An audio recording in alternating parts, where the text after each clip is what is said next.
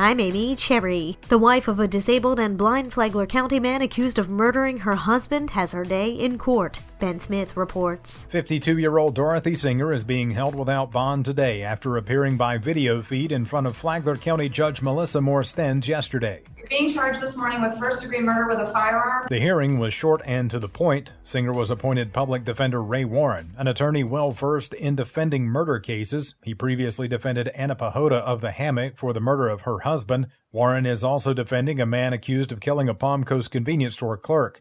As for Singer, she awaits arraignment. The state attorney will also consider seeking the death penalty. For Flagler's Morning News, I'm Ben Smith. This portion of WNZF Local News, a service of the Daytona Beach International Airport. Fly to the Big Apple in a New York minute on JetBlue from the Daytona Beach International Airport.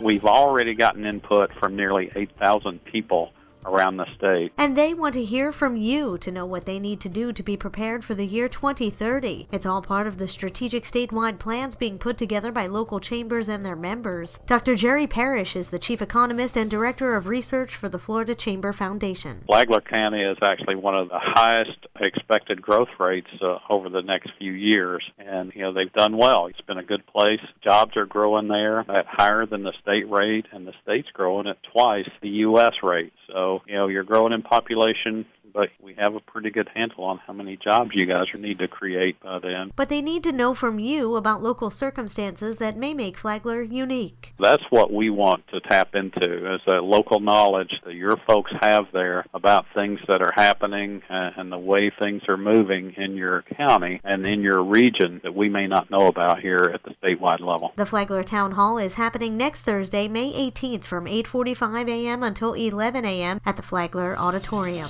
How to improve the biking and walking trails in Flagler County. That's the subject of a meeting today in Palm Coast. Mary Rose Hamilton has a preview. Palm Coast and Flagler County has an extensive network of multi-use paths that are highly popular with residents and visitors.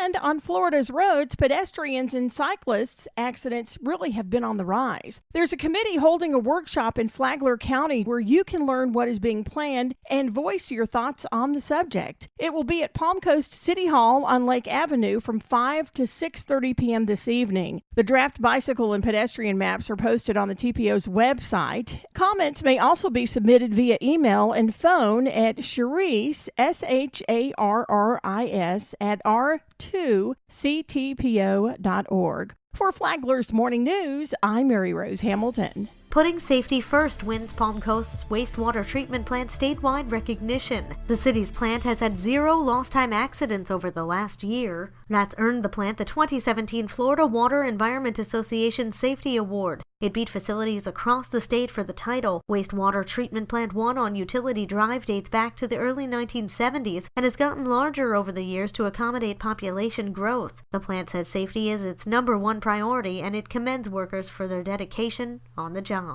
And now you're up to date on Flagler's Morning News. I'm Amy Cherry.